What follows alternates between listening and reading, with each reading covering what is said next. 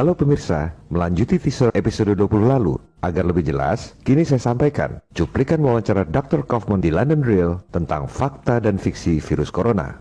Orang yang malas mikir akan bilang, itu kan pendapat 1-2 orang. Could you please just give me a minute? Saya ingin menjawabnya. Pertama, sudah pasti hampir tak ada saintis yang berani mengemukakan pendapat yang berbeda. Sebab dia sudah pasti dihujat orang sedunia, dikucilkan oleh saintis lain, dikucilkan oleh keluarganya, kehilangan pekerjaan, dan resiko dibunuh. Siapa yang mau? Anda mau? Kedua, kalaupun ada saintis yang berani, media mana yang mau mempublikasikan? Karena semua media besar di dunia dimiliki oleh elit global.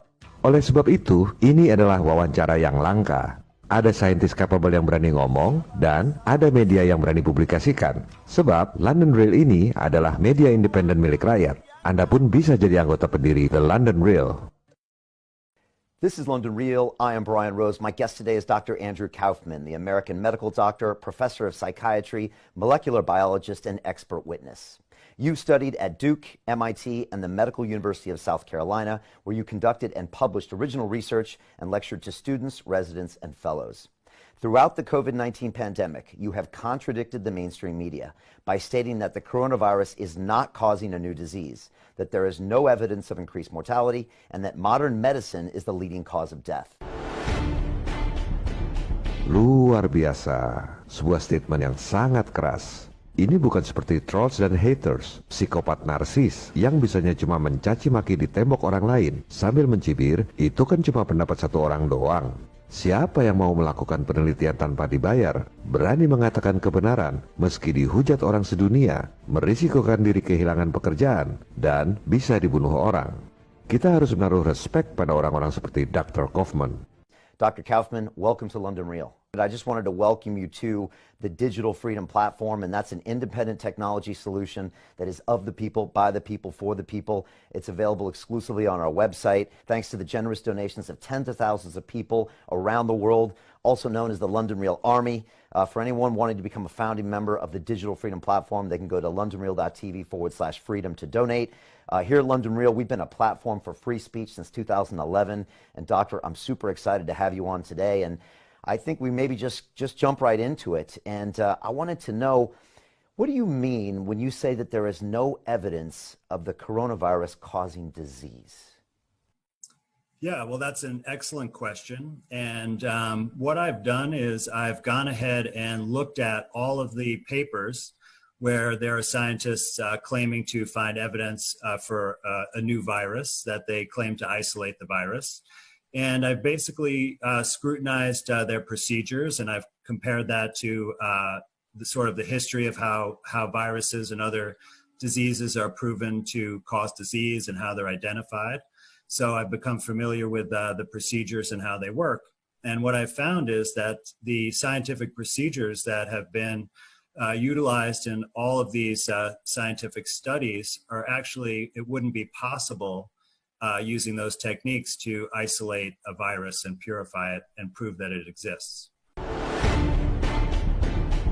Mari kita cerna sebentar. Inti dari apa yang disampaikan oleh Dr. Kaufman adalah isolasi atau pemurnian virus sebelum diperiksa lebih lanjut. Yang dia kritik adalah metodenya, prosedurnya, bukan alatnya menggunakan sentrifugasi atau tidak. Kedua, perhatikan baik-baik kalimat Dr. Kaufman. Dengan prosedur ilmiah seperti itu, tak bisa dibuktikan bahwa virusnya eksis. Saintis itu ibarat pakai kacamata kuda, meneliti virus di cawan Petri. Dia nggak bicara tentang virus yang ada di tempat lain. Dia ngomong apa yang ada di cawan Petri. Jadi, yang dimaksud Dr. Kaufman, di cawan Petri yang diteliti oleh para saintis itu, nggak bisa dibuktikan bahwa virusnya ada. Bukan berarti bahwa COVID-19 itu nggak ada di dunia. Virusnya mungkin ada. Tapi, karena virusnya nggak dimurnikan dulu, maka nggak bisa dibuktikan bahwa yang di cawan Petri itu adalah spesies COVID-19. So what they've done really is they've done kind of two things. So one has to do with the genetic material, and one has to do with isolating a viral particle. So I'll talk about those separately. I'll talk first about the genetic material. So the general procedure that they utilize is that they identify someone with an illness that is unexplained, And they have taken lung fluid from those patients, and they do this through an invasive procedure where they put a fiber optic scope through the mouth or nose down in through the windpipe into the lungs, and they squirt some fluid there and slosh it around, and then they suck it back up. And that would have basically a mixture of different things. It's a very impure sample, so it would contain, secretions from that area, like sputum. And it would also contain a mixture of different cells, such as our own lung cells and our immune cells. It would also contain various microorganisms that are present in our normal tissues, like bacteria and fungi. And then it also, lung fluid has shown to contain free genetic material as well. And then it would also contain what's called exosomes, which have their own genetic material. And I'll elaborate on what they are in just a minute.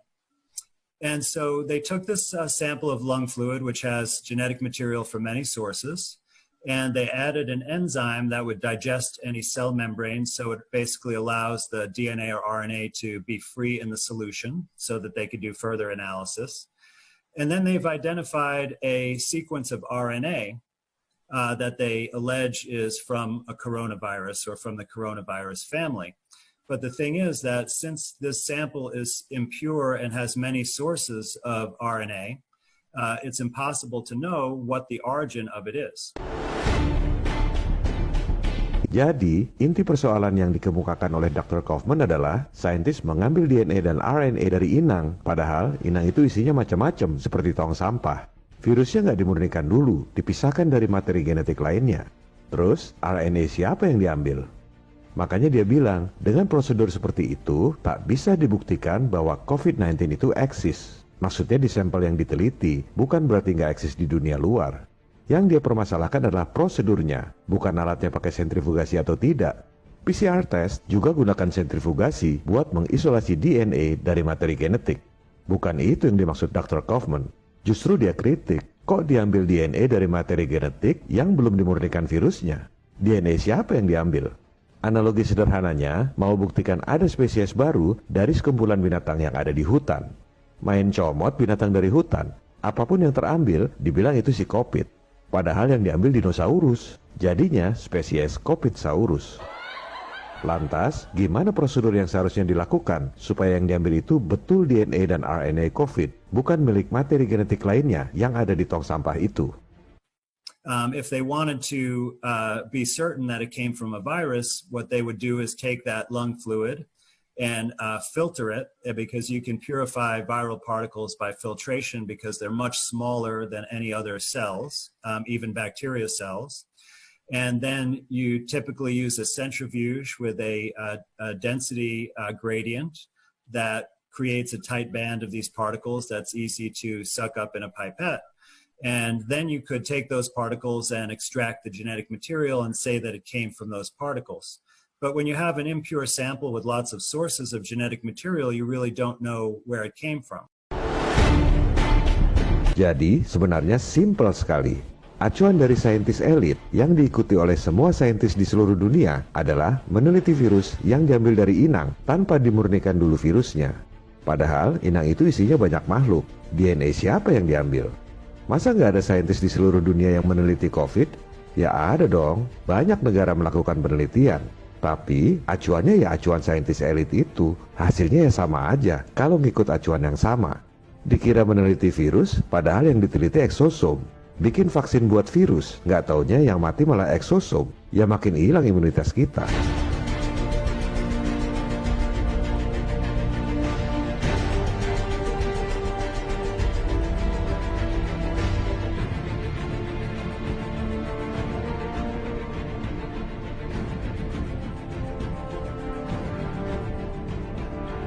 Dr. Kaufman meneliti semua dokumen tentang COVID-19, termasuk waktu awal mereka tentukan ada spesies baru. Coba Anda riset, dokumen awal penelitian COVID itu yang mana? Dari mana Anda tahu bahwa itu adalah dokumen penelitian COVID yang pertama? Gunakan otak Intel atau kecerdasan Anda. Lihat timeline di situs resmi WHO.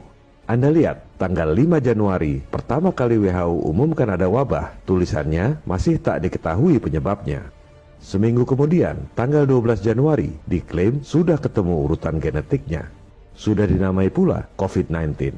Apa yang terjadi antara tanggal 5 sampai 12 Januari? Coba cari mana penelitiannya. Anda scroll ke bawah. Ini dia, interpretasi atas wabah. Coba kita lihat interpretasinya kayak apa, dasarnya kayak apa. Anda klik linknya.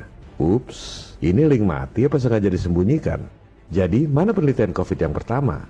Apa dasar pengumuman tanggal 12 Januari bahwa ada virus baru bernama COVID-19? Yang masih ada filenya di situs WHO adalah penelitian tanggal 13 Januari di Berlin. Ini yang dimaksud Dr. Kaufman. Itu cuma protokol pemeriksaan kanker paru-paru biasa. Nggak ada pemurnian virus. Nggak ada visualisasi spesies baru. Harusnya kan begini. Misalnya, ini spesies kuda. Ciri-cirinya begini. Kemudian, ini ada spesies baru, kuda lumping. Spesiesnya begini. Kan jelas bedanya. Ini tidak begitu. Mereka ambil inang berisi berbagai materi genetik. Tidak dimurnikan, langsung ambil DNA-nya. Ibarat memeriksa rumah yang rusak. Asumsinya, di rumah yang rusak itu pasti ada pencurinya. Mereka lupa, di situ juga ada kucing, ada tikus, juga ada polisi yang lagi nangkep maling, eksosom. DNA siapa yang diambil kalau virusnya nggak dimurnikan dulu? Lantas, saintis langsung membandingkan urutan genetik tersangka COVID itu dengan urutan genetik SARS. Bingo! Kurang dari 80% urutan genetiknya sama dengan SARS. Maka, pasti ini adalah virus corona, saudaranya SARS, disebut COVID-19. Dasarnya cuma itu. Padahal, manusia sama ikan juga 80% urutan genetiknya sama. Kok nggak dibilang manusia itu ikan jilid 2? Ini yang dimaksud oleh Dr. Kaufman bahwa dengan prosedur ilmiah seperti itu tak dapat dibuktikan bahwa COVID-19 itu eksis. Maksudnya di sampel yang diteliti oleh saintis. But yet they're using a sequence identity that has a much lower percentage, under 80%, and saying that's a coronavirus because of that. So in my opinion, this is extremely weak science, and without purifying the lung fluid sample, you really can't tell what the origin of the RNA is.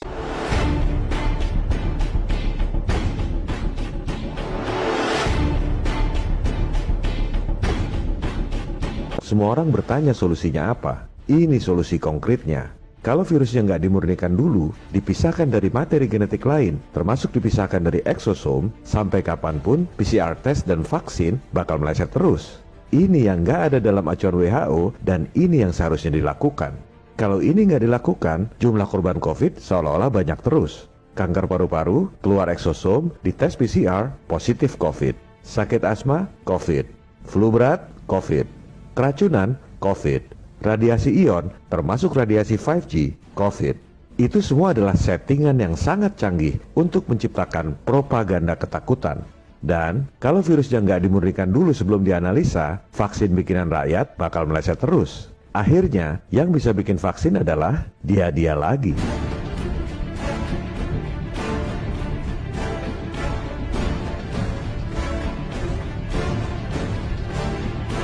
Masa WHO sebodoh itu? Isinya kan orang-orang pintar semua. Jangan naif. Anda tahu siapa pendana terbesar WHO? Termasuk dalam 5 besar pendana WHO adalah Bill and Melinda Gates Foundation. Juga Gavi, aliansi perusahaan-perusahaan vaksin terbesar di dunia. Betapa naifnya mengira WHO adalah seperti yayasan panti kesehatan di kelurahan.